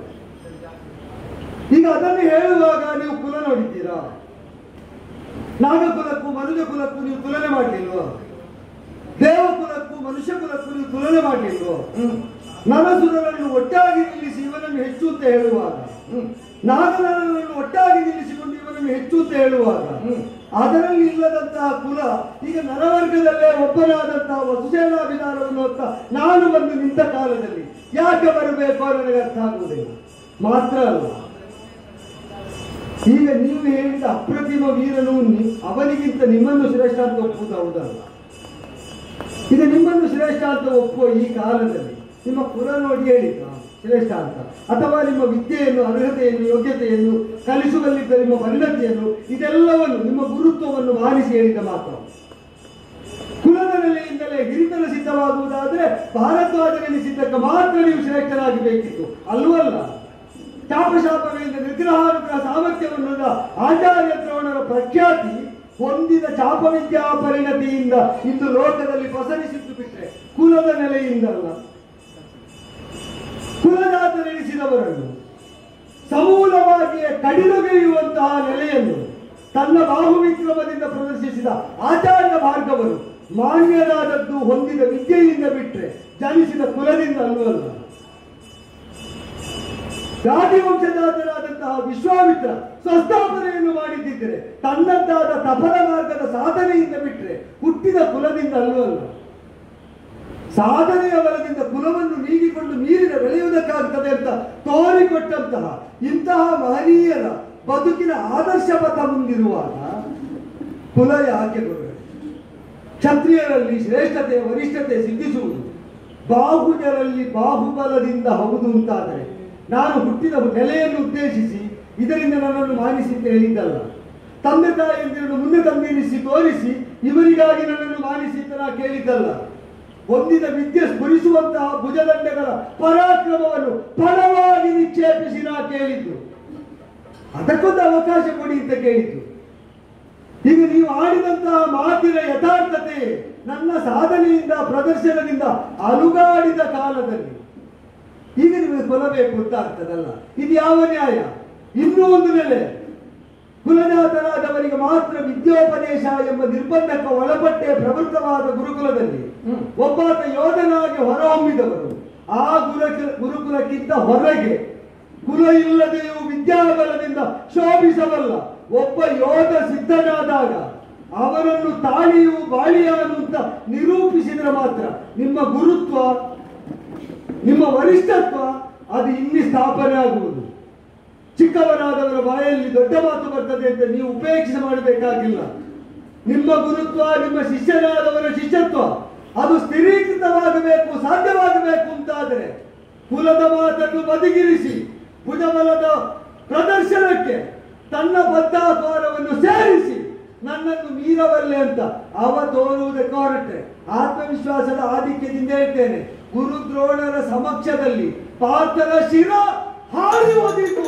ಎತ್ತರ ಓಹೋ ಮುಚ್ಚು ಬಾಯಿ. ಬಡ ಬಡ ಮೂರ್ಖನೆ ನುಡಿದಿರಿ ಬರೀ.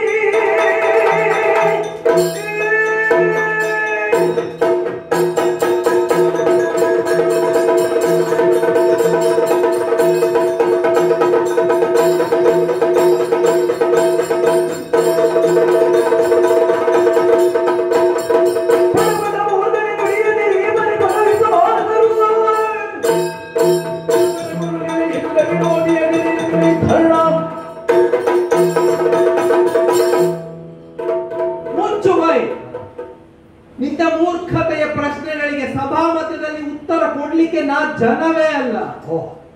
ವ್ಯಾಪ್ತಿಯನ್ನು ಮೊದಲೇ ನಿರ್ದೇಶಿಸಿ ಆಗಿದೆ. ಕುರುಕುವರರ ವಿದ್ಯಾ ಪ್ರದರ್ಶನಕ್ಕೆ ಸಿದ್ಧವಾದ ಈ ಸಭೆಯಲ್ಲಿ ನಿನಗೊಂದು ಅವಕಾಶ ಕೊಟ್ಟದ್ದಷ್ಟೇ. ಮಾತ್ರವಲ್ಲ, ನನಗೆ ಪ್ರಶ್ನೆ ಮಾಡಿ ನನ್ನ ಶಿಷ್ಯನಾದ ಅರ್ಜುನನ ತಲೆಯನ್ನೇ ಕೆರಳುತ್ತೇನೆ ಎಂದು ಹೇಳುತ್ತಿದ್ದ ನಿನಗಿಲ್ಲಿ ಸ್ಥಾನವಿಲ್ಲ. ತೊಲಗು, ಮೊದಲು ತೊಲಗಿನಿಂದ ತೊಲಗು. ಏನೆಂಬೆ ಕರ್ಣ ಹೀನನೆ ಗುಣಲಿ ಆಲಯ ದಿವನಲ್ಲ ಗುಣಲಿಂಗ ಜಗದಿ ಆಲೋಚನ ವೀರ ಶಕ್ತಿ ಸಂಪದದಿ ಸಾರ ಮಾನವ ನೀವು ಮುಗಿದದು ಮುಗದಿ.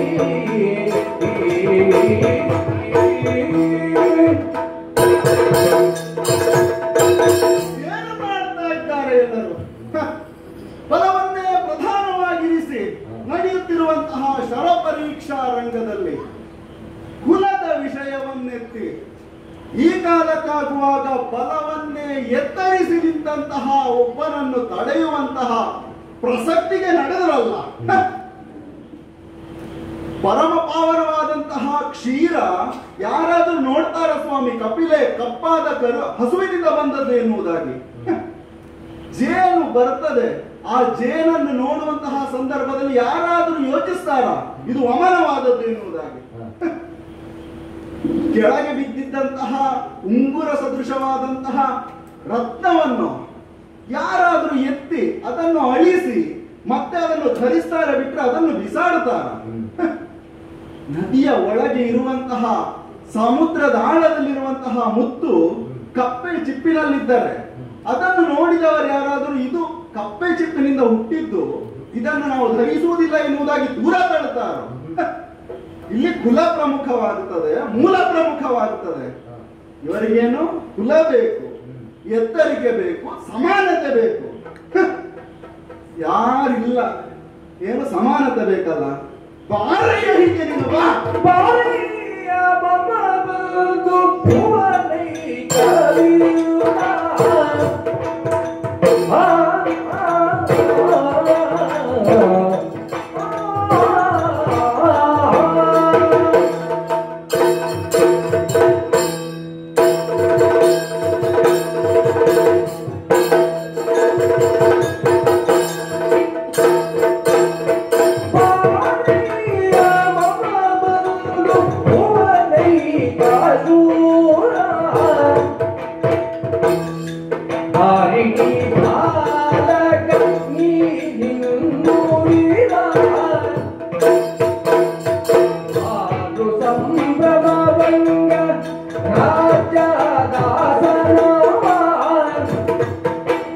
ಕೇಳಿ ಅರಸನಾಗಿ ಮೆರೆಸುವೈಭವ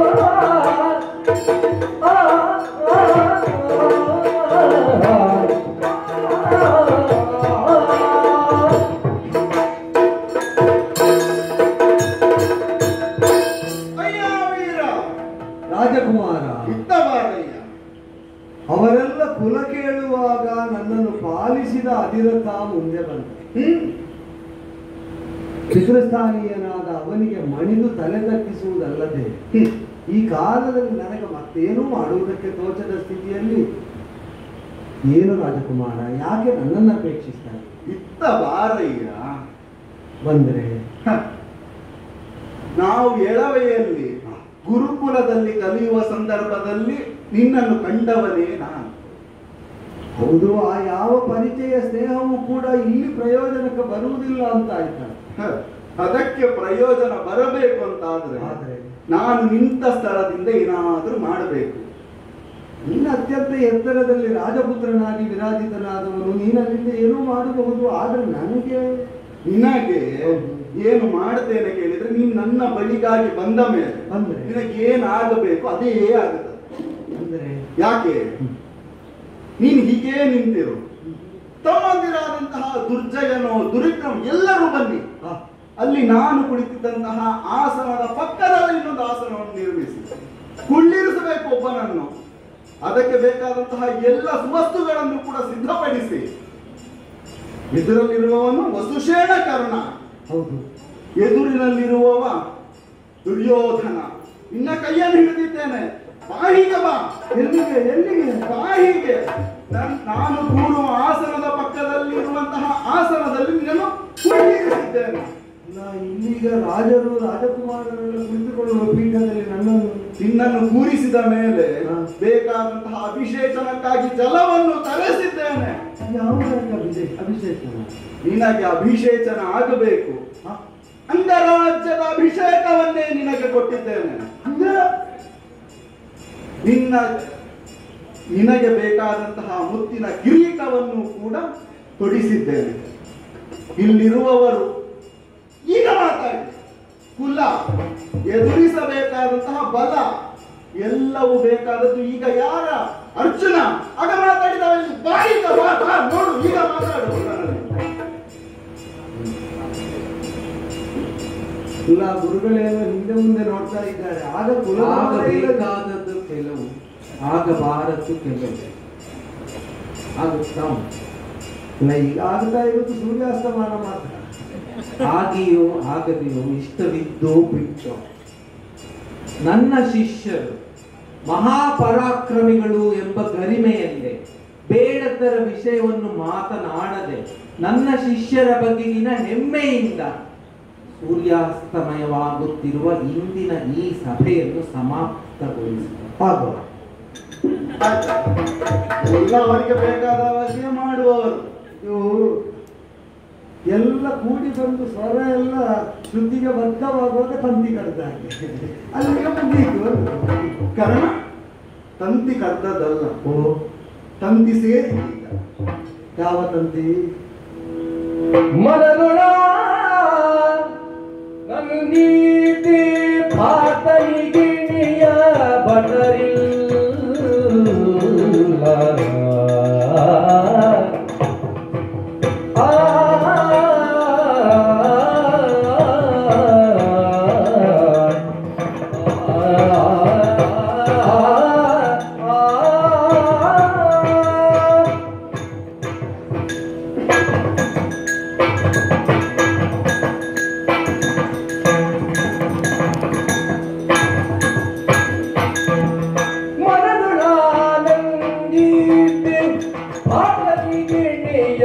ಬಟರಿಲ್ಲ ಹದನಗೆ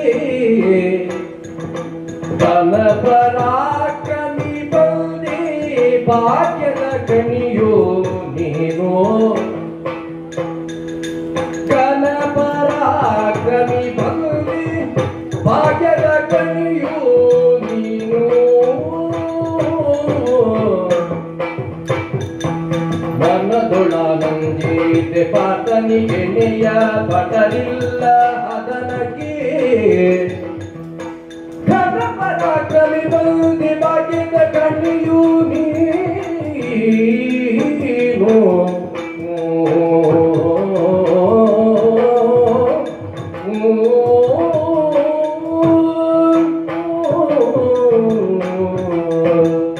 ವಸುಶೇನ, ಸುಯೋಧನ, ಈಗ ನಡೆದ ವಿಷಯದ ಬಗ್ಗೆ ವಿಷಾದಿಸದಿರು. ಸತ್ವವನ್ನೇ ಪ್ರಕಟಿಸಬೇಕು ಅಂತ ಬಂದರೆ ಮೂಲವನ್ನೇ ಬೆದಕುವುದಕ್ಕೆ ಎಲ್ಲರೂ ಬಯಸ್ತಾ ಇದ್ದಾರಲ್ಲ. ನೀನು ಯೋಚಿಸಿದೆ ಮೂಲವನ್ನೇ ನೋಡುವುದು ಎಂದಾದರೆ ಅಲ್ಲಿರುವಂತಹ 5 ಮೂಲವನ್ನು ಕೂಡ ಒಮ್ಮೆ ಪರೀಕ್ಷಿಸಬೇಕಿತ್ತು. ಆಡುವುದಕ್ಕಲ್ಲಿ ವಿಷಯ ಉಂಟಾದರೂ ಹೇಳುವುದಕ್ಕೆ ಇದು ನಾಲಗೆ ಅಲ್ಲ ಅಂತ ತಡೆದುದು. ಹಾಗಿರುವಾಗ ಒಂದು ಹೇಳ್ತಾರಲ್ಲೋ, ಯುದ್ಧಕ್ಕೂ ಸ್ನೇಹಕ್ಕೂ ಸಮಾನ ಶೀಲತೆ ಬೇಕು. ಅಯ್ಯ, ಹ, ಮಹನೀಯನಾಗಿ ಆಪತ್ಬಂಧುವಾಗಿ ಒದಗಿ ಬಂದೆ.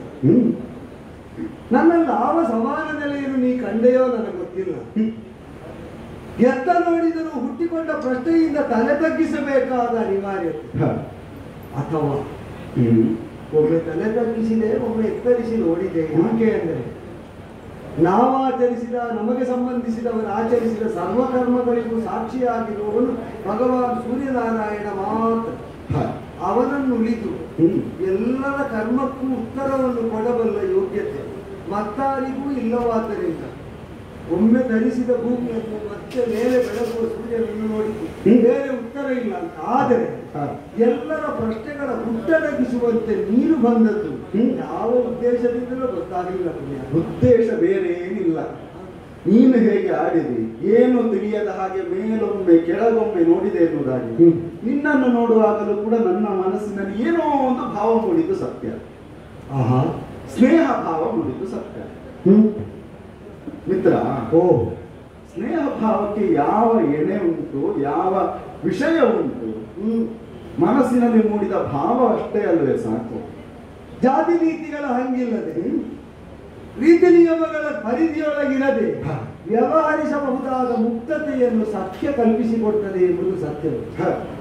ಸತ್ಯದ ದ್ಯೋತಕವೋ ಏನು ಹೇಳ್ತಾರಲ್ಲೋ, 6 ವಿಷಯಗಳನ್ನು ಮಿತ್ರರಾಗಿದ್ದವರು ಮಾಡಬೇಕು ಎನ್ನುವುದಾಗಿ. ದದಾತಿ ಪ್ರತಿಗೃಹಾತಿ, ಗುಹ್ಯಮಾಖ್ಯಾತಿ ಪ್ರಚ್ಛತಿ, ಭುಂಕ್ತೆ ಭೋಜಯತೆ, ಇಷ್ಟು ಮಾಡಬೇಕಂತ. ಇದರಲ್ಲೆಲ್ಲ ಸಮಭಾಗಿಗಳಾಗಬಹುದು. ಹೌದು, ನಾ ಪ್ರತಿಗ್ರಹಣ ಮಾಡಿದೆ ನೀ ಕೊಟ್ಟ ಕೊಡುಗೆಯಲ್ಲಿ. ನಾನೇನು ಕೊಡಬೇಕು ಅಂತ ಗೊತ್ತಾಗಲಿಲ್ಲ ನನಗೆ. ನಿಮ್ಮ ಸ್ನೇಹವನ್ನೊಂದು ಕೊಟ್ಟರೆ ಸಾಕು.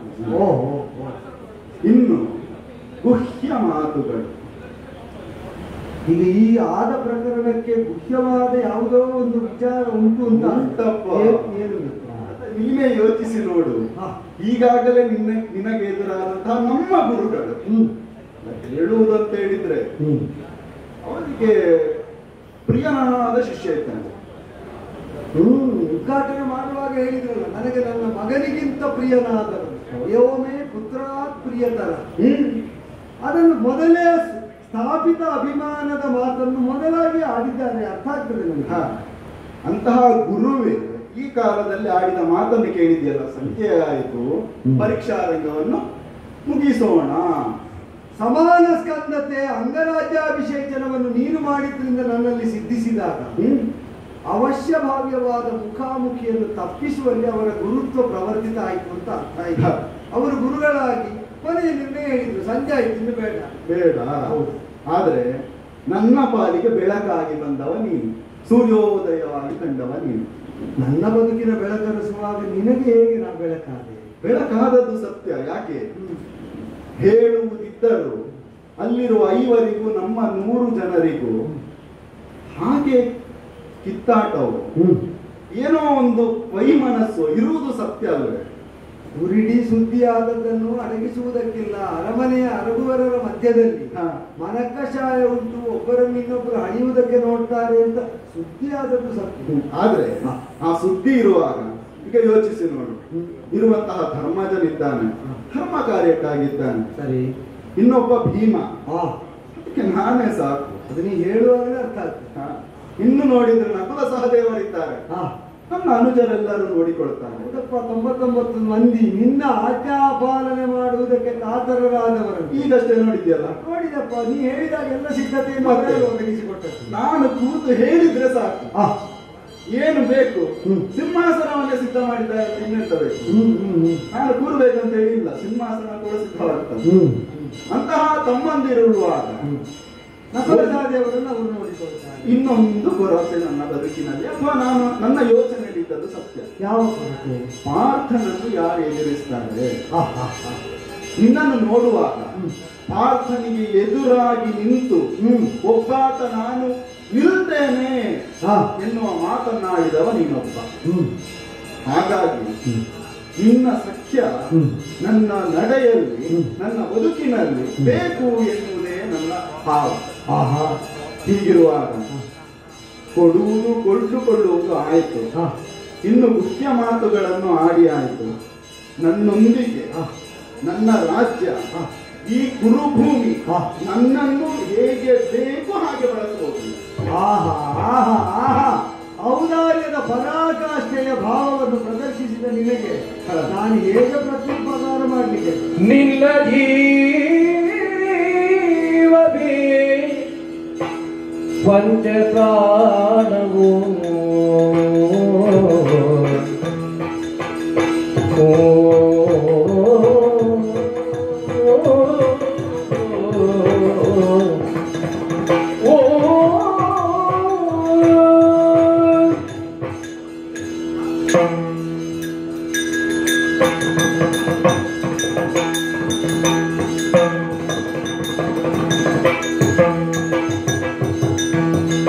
ನಿನ್ನ ಜೀವವೇ ಪಂಚಪ್ರಾಣವು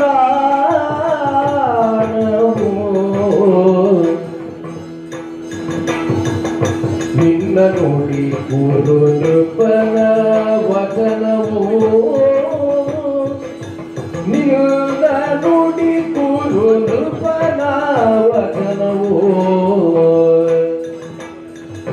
ಇನ್ನು ನೀ ಸರಿಸವನು ಆತನು ಧನ್ಯ ಎನ್ನಲು ಇನ್ನು ನೀ ಸರಿಸವನು ಆತನು ಧನ್ಯ ನೆನಲು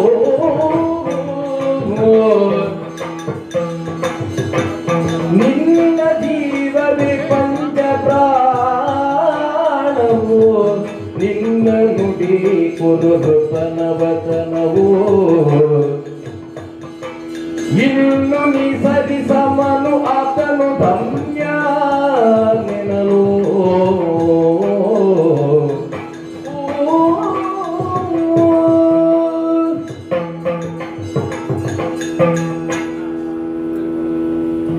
ಅನುಮತಿ ಉಂಟು ಅಂತ ನೀನು ಘೋಷಿಸಿದ್ದರಿಂದ ಸಲುಗೆಯನ್ನು ಬಳಸಿಕೊಂಡು ಮಿತ್ರ ಅಂತ ಕರೆಯುತ್ತೇನೆ. ಮಿತ್ರನೇ ನೀನು ಆಡಬಹುದು, ಸ್ವೀಕರಿಸುವ ನಾನು ವಿವೇಚನೆ ಇಲ್ಲದೆ ವರ್ತಿಸಕೂಡದು ತಾನೆ. ನಿನ್ನ ಅಯ್ಯನಿಗೆ ಸಾರಥಿಯಾಗಿ ಕಾರ್ಯನಿರ್ವಹಣೆ ಮಾಡ್ತಾ ಇದ್ದ ಅಧಿರಥನಿಂದ ಪಾಲಿತನಾದ ಸೋನು ನಾನು. ನನ್ನ ಜೀವಯೋಗ್ಯತೆಯನ್ನು ನೀನು ಸ್ಫುಟವಾಗಿ ಸಾರ್ತಾ ಹೋದೆ, ನನ್ನ ಅನುಮತಿಯನ್ನು ಪಡೆದಲ್ಲ. ಪರಾಕ್ರಮಿಯಾದವನು ಸ್ಫುಟವಾಗಿ ಪ್ರಕಟವಾದ ಬಗೆಯಿಂದಲೇ ಅವರ ಹಿನ್ನೆಲೆ ಮುನ್ನೆಲೆಗಳೇನು ಅಂತ ಲೋಕಕ್ಕೆ ವಿದಿತವಾಗಬೇಕು. ಯಾವ ಕುಲವನ್ನು ಅನ್ವೇಷಿಸ್ತೀರಿ ಅಂತ ನೀನು ಪ್ರಶ್ನಿಸಿದ ಭರದಲ್ಲಿ ವಾಚಾಳಿಗಳಾದವರೆಲ್ಲ ಮೌನಿಗಳಾದರು. ನನ್ನನ್ನು ಗುರು ಸಾಮ್ರಾಜ್ಯವನ್ನು ಯಥೇಷ್ಟವಾಗಿ ಅನುಭವಿಸುವಂತ ಔದಾರ್ಯದ ಪರಾಕಾಷ್ಠೆಯನ್ನು ಬಿಂಬಿಸಿದ ನೀನು ಆಡಿದ ಮಾತು ರೋಮಹರ್ಷಣವನ್ನು ತಂದಿದೆ. ಸಾಮ್ರಾಜ್ಯ ಕಾಮನೆಯಿಂದ, ಭೋಗ ಕಾಮನೆಯಿಂದ, ವಿದ್ಯಾ ಪ್ರದರ್ಶನದ ರಂಗವಯಲಿ ಧನುರ್ವಿದ್ಯಾ ಪ್ರದರ್ಶನವನ್ನು ಪಣವಾಗಿ ನಾನು ಇರಿಸಿದ್ದಲ್ಲ. ಮತ್ತೆ ಬದುಕಿನ ಕೆಲವು ಅನಿವಾರ್ಯತೆ ಅನಿರ್ವಚನೀಯವಾಗಿರ್ತದೆ. ಅದು ಯಾಕೆ ನಿನಗೆ ಬೇಕು ಅಂದ್ರೆ ಉತ್ತರ ಇಲ್ಲ. ಅದು ಇಲ್ಲದಿದ್ರೆ ಉಸಿರಾಡುವುದಕ್ಕಾಗುವುದಿಲ್ಲ ಎಂಬುದು ವಾಸ್ತವ. ಧನುರ್ವಿದ್ಯೆಯ ಕುರಿತಾದ ಮಮತೆ ಅದು ನನ್ನ ಕ್ಷೇತ್ರ. ಅದರಲ್ಲಿ ಸಾಧನೆ ಮಾಡುವುದಕ್ಕೆ ನಾನು ಉದಿಸಿದವರು. ಈ ಭಾವ ಮನದೊಳಗೆ ಬಂದು ಬೇರೂರಿ ವೃಕ್ಷವಾಗಿ ಫಲಿಸುವುದಕ್ಕೆ ತೊಡಗಿದ ಕಾಲದಲ್ಲಿ ಕಡಿತೇವೆ ಅಂತ ಕೈದು ಹಿಡ್ಕೊಂಡು ಕುಡಲದತ್ತ ದೃಷ್ಟಿ ನೆಟ್ಟರೆ ಪ್ರತಿರೋಧ ತೋರದೆ ನನಗೆ ನಿರ್ವಾಹ ಇಲ್ಲ. ಯಾಕೆಂದ್ರೆ ಇದನ್ನು ಮನದಲ್ಲಿ ಬೆಳೆಸಿ ಆಗಿದೆ. ಆಗ ಅದಕ್ಕೆ ಆಶ್ರಯವನ್ನು ಕಲ್ಪಿಸಿ ನೀನು ಬೇಕಾದ ಫಲವನ್ನು ಇದು ಕೊಡು, ಇದರಲ್ಲಿ ಕೊಡು, ನಾನು ಆಶ್ರಯ ಕಲ್ಪಿಸ್ತೇನೆ ಅಂತ ಔದಾರ್ಯವನ್ನು ತೋರುತ್ತಾ ಅಂಗರಾಜ್ಯಾಭಿಷೇಚನವನ್ನು ಮಾಡಿ ಇತಿಹಾಸವನ್ನು ಅರಿತವರ ಆಡಿದ ಮಾತನ್ನು ಕೇಳಿದರೆ ಕುರುಧರೆಯ ಸಿಂಹಪೀಠಕ್ಕೆ ಅಧೀನವಾಗಿದ್ದುಕೊಂಡು ಸೂತಕುಲ ಸಂಜಾತರಾದವರು ಪಾಲಿಸಿದ ಭೂಪ್ರದೇಶವಂತೆ ಅಂಗರಾಜ್ಯ ಅಂತ. ಅಂದ್ರೆ ಸೂತಕುಲ ಸಂಜಾತರಾದವರೇ ಪಾಲಿಸಿದ ಒಂದು ಭೂಭಾಗವನ್ನು ಸೂತಕುಲ ಜಾತನಾದವನು ವಿಕ್ರಮಿಯಾಗಿ ಸ್ನೇಹಿತರಾಗಿ ಒದಗುತ್ತಾರೆ ಅಂತ ನನಗೇ ತಾರೆ ಹೇಳಿದ್ದು. ವಿಕ್ರಮಿಗಳು ವಿರೋಧಿಸುವುದಿದ್ರೆ ಈಗ ವಿರೋಧಿಸಿ ಅಂದಾಗ ಯಾರು ವಿರೋಧಿಸಲಿಲ್ಲ. ನಿನ್ನ ಕರ್ತೃತ್ವ, ನಿನ್ನ ನಿರ್ಣಯದ ಶಕ್ತಿ, ಅದರ ದಾರ್ಢ್ಯ ಎಲ್ಲದರ ವಿಶ್ವರೂಪ ದರ್ಶನವಾಗ್ತಾ ಉಂಟು. ಇಷ್ಟು ಏನೂ ಇಲ್ಲದವರಿಗೆ ಆಶ್ರಯ ಕಲ್ಪಿಸಿ ಇಷ್ಟು ಆಡಿ ಮಾಡಿದ್ಯೋ ಇಲ್ವೋ ನನಗೆ ಕೊಡಬಹುದಾದ ಎಲ್ಲವನ್ನೂ ನೀನು ಕೊಟ್ಟಾಯಿತು ಅಂತ ಭಾವಿಸ್ತೇನೆ. ಮಿತ್ರ, ಯೋಚಿಸಿ ನೋಡು. ನನ್ನ ಕರ್ತೃತ್ವದ ಜೊತೆಗೆ ನಿನ್ನ ಬಲ, ನೀನು ತೋರಿಸಿದ ಪ್ರಾವೀಣ್ಯತೆ ಎಲ್ಲವೂ ಕೂಡ ಅದರಲ್ಲೇ ಅಡಕವಾಗಿದ್ದದ್ದು ಸತ್ಯವಲ್ಲೇ? ನನ್ನ ಬದುಕು ನೆಲೆಗೊಳ್ಳುವುದಕ್ಕಾಗಿ ನಿನ್ನ ಸರ್ವ ಸಾಮರ್ಥ್ಯವನ್ನು ವಿನಿಯೋಗಿಸಿ ನನಗೊಂದು ನೆಲೆ ಕಲ್ಪಿಸಿದ ಮೇಲೆ ಇದು ನನ್ನ ಅಂತರಂಗದ ಪ್ರಾಣದ ಜೊತೆಯಲ್ಲಿ ನಿನ್ನ ಮೈತ್ರಿಗೊಂದು ನೆಲೆ ಕಲ್ಪಿಸ್ತಾ ಇದ್ದೆ. ಈ ಮೈತ್ರಿ ಇಂದು ಇಲ್ಲಿಂದ ಕದಲಬೇಕು ಅಂತಾದರೆ ನನ್ನ ಪ್ರಾಣವಾಯು ನನ್ನ ಶರೀರದಿಂದ ಕದಲಿ ಹೋಗಬೇಕು. ಪ್ರಾಣವಾಯುವಿನಷ್ಟೇ ಪಾವಿತ್ರ್ಯವನ್ನು ಪ್ರಾಮಾಣ್ಯವನ್ನು ಕಲ್ಪಿಸಿ ಧೃತರಾಷ್ಟ್ರ ಸೂನುವಾದ ನಿನ್ನ ಮೈತ್ರಿಯನ್ನು ನಾನು ಒಳಗೆ ಅಂತರ್ಭಾವದಲ್ಲಿ ಇರಿಸಿಕೊಳ್ತೇನಾದರೂ ನಾನು ಉಸಿರಾಡುವುದು ಯಾಕಾಗಿ ಅಂತ ನಿನಗೂ ಗೊತ್ತಿರಬೇಕು. ಇದು ಅಪೇಕ್ಷೆ. ಪ್ರಾಣದಂತೆ ನಿನ್ನನ್ನು ಒಳಗಿರಿಸಿಕೊಳ್ತೇನೆ. ಆದ್ರೆ ನಾ ಪ್ರಾಣಧಾರಣೆ ಮಾಡುವುದು ಆ ಪಾರ್ಥನಿಗೆ ಹುಟ್ಟಿದ ಪಂಥ ಆಹ್ವಾನವನ್ನು ಸಾಧಿಸುವುದಕ್ಕೆ. ಬೇರೆ ಉತ್ತರ ಇಲ್ಲ. ನಿನಗೆ ಯಾಕೆ ಆಯುಧ? ನಿನಗೆ ಯಾಕೆ ಆಯುಧವಿದ್ಯೆ? ನನ್ನಲ್ಲಿ ಸಾಮ್ರಾಜ್ಯ ಇದ್ದದಿಲ್ಲ, ಕೋಶವರ್ಧನೆ ಮಾಡುವ ಮಹತ್ವಾಕಾಂಕ್ಷೆ ಇಲ್ಲ. ನಾ ಬೆಳೆದು ಕ್ಷತ್ರಿಯ ವರ್ಗದಲ್ಲಿ ಈ ವಿಧಾನದಲ್ಲಿ ಈ ಸ್ಥಾನದಲ್ಲಿ ಪ್ರತಿಷ್ಠಿತರಾಗ್ತೇನೆ ಅಂತ ಹುಚ್ಚುಹಂಬಲವು ನನಗಿಲ್ಲ. ಆದರೂ ಆಯುಧ ವಿದ್ಯೆ ನನಗೆ ಬೇಕು. ಯಾಕೆ ಬೇಕು? ಈಗ ನೀನು ಕೊಟ್ಟ ಅಂಗರಾಜ್ಯ ವರ್ಧನೆಗೂ ಅಲ್ಲ, ನೀನು ನನ್ನನ್ನು ಪ್ರಭುವಾಗಿಸು. ನಾ ದಾಸಭಾವದಿಂದ ಅದರ ಸರ್ವ ಲಾಭಾಂಶವನ್ನು ನಿನಗೇ ಒಪ್ಪಿಸುವವನು, ಅದರಿಂದ ಸಿಗಬಹುದಾದ ಸರ್ವ ಪ್ರಾಪ್ತಿಯನ್ನು ನಿನಗೇ ಒಪ್ಪಿಸುವವನು. ಹಾಗಾದರೆ ಕರ್ಣನಿಗೆ, ಈ ವಸುಶೇಣನಿಗೆ ಕೈಯಲ್ಲಿ ಆಯುಧ ಯಾಕೆ ಬೇಕು ಅಂತ ಕೇಳಿದರೆ ನನಗೆ ಹೇಳುವುದಕ್ಕೊಂದು ದೃಢವಾದ ಉತ್ತರ ಬೇಕು. ಆ ಉತ್ತರಕ್ಕೆ ಇನ್ನು ಮುಂದೆ ಹೆಸರು ಅರ್ಜುನ. ಹಾಗಿದ್ರೆ ಅರ್ಜುನನನ್ನು ವಿರೋಧಿಸುವುದಕ್ಕೆ, ಮೀರುವುದಕ್ಕೆ, ಅರ್ಜುನನೆದುರು ಸ್ಥಾಪಿತನಾಗುವುದಕ್ಕಾಗಿ ಕರ್ಣನಿಗೆ ಆಯುಧ ಬೇಕು, ಅಸ್ತ್ರ ಬೇಕು, ಅಸ್ತ್ರವಿದ್ಯೆ ಬೇಕು. ಇನ್ನು ವಸುಸೇನನ ಬದುಕಿನ ಅವಿಭಾಜ್ಯವಾದ ಉಭಯ ಘಟಕಗಳು ಸುಯೋಧನನ ಜೊತೆಗಿನ ಮೈತ್ರಿ ಬಂಧ, ಅರ್ಜುನನ ಜೊತೆಗಿನ ವೈರ ಬಂಧ. ನಾ ಪ್ರಾಣ ಧರಿಸಿದ್ರೆ ನನ್ನೊಳಗೆ ಸುಯೋಧನ ಇದ್ದಾನೆ. ನಾನು ಅರ್ಜುನ ವಿರೋಧ ಬಿಡಬೇಕು ಅಂತಾದ್ರೆ ನನ್ನ ಪ್ರಾಣ ಹೋಗಬೇಕು. ಇದರ ಇನ್ನೊಂದು ಆಯಾಮ ಏನು ಗೊತ್ತು? ನಿನ್ನನ್ನು ಪ್ರಾಣದಂತೆ ಒಳಗೆ ಧರಿಸ್ತೇನೆ, ನಿನ್ನೊಳಗೆ ಈ ದ್ವಂದ್ವಕ್ಕೆ ಬೇಕಾದ ಅವಕಾಶ ಕಲ್ಪಿಸುವಂತಹ ಒಂದು ಹಂಬಲ ನನಗಾಗಿ ಜಾಗೃತವಾಗಿದೆ. ಈಗ ನನಗೆ ಬೇಕಾದದ್ದು ಅದೊಂದೇ. ಅದು ಕೊಟ್ಟರೆ ನೀನೆಲ್ಲ ಕೊಟ್ಟಂತೆ.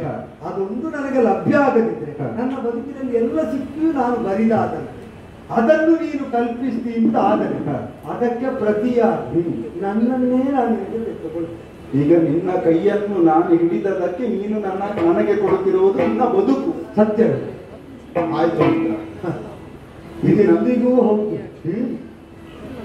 ಇದೆರಡನ್ನು ಏಕಕಾಲದಲ್ಲಿ ಹೇಳಿದ್ದರ ಮರ್ಮ ಇನ್ನೂ ಒಂದು. ನಾ ದುರ್ಯೋಧನ ಮೈತ್ರಿಗಾಗಿ ಅರ್ಜುನ ವಿರೋಧವನ್ನು ಬಿಡಲ. ಅರ್ಜುನ ವಿರೋಧಕ್ಕಾಗಿ ದುರ್ಯೋಧನ ಮೈತ್ರಿಯನ್ನು ತೊರೆಯಲಾಗ. ಇದೆರಡು ಅವಿಭಾಜ್ಯವಾದ ಅದು ಸನ್ನಿಧಾನಕ್ಕೆ ಅರಿಕೆ ಆಯಿತು ಅಂತ ಆದರೆ ಅದೆರಡಕ್ಕಾಗಿ ಕರ್ಣ ಇನ್ನು ಮುಂದೆ ಉಸಿರಾಡ.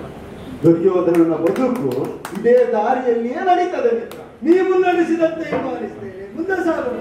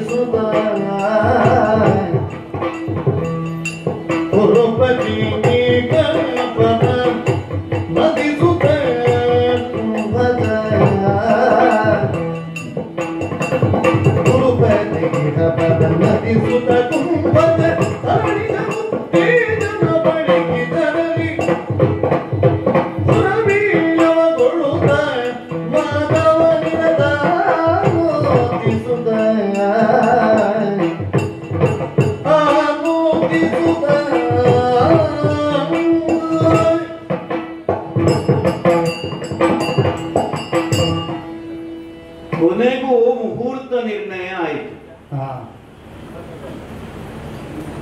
ಇನ್ನೆಷ್ಟು ದಿನ ಅಂತ ಆಲೋಚನೆ ಮಾಡಿಕೊಂಡಿದ್ರು ಪಾಂಡವರು. ಆದ್ರೆ ಆಲೋಚನೆ ಮಾಡಿಕೊಂಡಿದ್ದ ಹಾಗೆ ದಿನಗಳು ಸರಿಯುತ್ತಾ ಯುದ್ಧ ನಿರ್ಣಯವೂ ಆಯಿತು. ಬಹುಶಃ ಕೌರವರು ಮತ್ತು ಪಾಂಡವರಲ್ಲಿ ಯುದ್ಧ ಬೇಡ ಅಂತ ಪ್ರಾಮಾಣಿಕವಾಗಿ ಇದ್ದದ್ದು ಯುಧಿಷ್ಠಿರನಿಗೆ ಮಾತ್ರ. ಆದ್ರೆ ಏನು ಮಾಡೋಣ, ಎಷ್ಟೋ ಸಲ ಅನಿವಾರ್ಯವಾಗಿ ಇನ್ನೊಬ್ಬರ ಅಪೇಕ್ಷೆಗಾಗಿ ಆದ್ರೂ ನಾವು ತಲೆಯನ್ನು ಬಾಗಲೇಬೇಕಾಗ್ತದೆ. ಹಾಗಾಗಿ ಹೊರಡುವ ಕಾಲದಲ್ಲಿ ಅವನಾಡಿದ್ದು, ಕುರುಕುಲ ತಿಲಕ ಸಂಧಿಯ ಮುರಿದನಾದರೆ ಕೊಡುಗುಳವ ನಿಶ್ಚಯಿಸಿ ಬಾ ಅಂತ. ಆ ಮಾತನ್ನು ಕೇಳಿಯೇ ನಾನು ಹಸ್ತಿನಾವತಿಗೆ ಸಂಧಾನಕ್ಕಾಗಿ ಬಂದವನು. ನಮ್ಗೆ ಗೊತ್ತಿರ್ಬೇಕು, ಹೊರಡುವಾಗಲೇ ಗೊತ್ತಿರ್ಬೇಕು ಸರಿ ಆಗುದಿಲ್ಲ ಅಂತ. ಹಾಗಿಂತ ಎಷ್ಟೋ ಕಾರ್ಯಕ್ರಮಗಳು ಸರಿಯಾಗುವುದಿಲ್ಲ ಅಂತ ಗೊತ್ತಿದ್ರು ನಾವು ತೊಡಗಬೇಕಾಗ್ತದೆ. ಲೋಕಹಿತ, ಒಂದು ಯುದ್ಧ, ಲಕ್ಷಾಂತರ ಮಂದಿಯ ಸಾವು, ಅನೇಕ ಮಂದಿ ತಮ್ಮ ಮಕ್ಕಳನ್ನೋ ತಮ್ಮ ತಂದೆಯನ್ನೋ ತಮ್ಮ ಪತಿಯನ್ನೋ ಕಳಕೊಂಡು ಅಸಹಾಯಕರಾಗಿ ರೋಧಿಸುವುದು, ಭಾವುಕರಾಗಿ ನಾವು ಆಲೋಚನೆ ಮಾಡುವಂತಹ ಹೊತ್ತಿನಲ್ಲಿ ಇದು ಸಲ್ಲದು ಅಂತ ಮನಸ್ಸಿಗೆ ಅಂದಿಸಿದ್ರು. ಲೋಕಹಿತ, ಲೋಕ ಶಿಕ್ಷಣ ಈ ನೆಲೆಯಿಂದ ಸಿಹಿ ಮಾತ್ರ ಅಲ್ಲ, ಖಾರವೂ ಬೇಕಾಗ್ತದಲ್ಲ ರೋಗ ಬಾರದ ಹಾಗಿರ್ಲಿಕ್ಕೆ.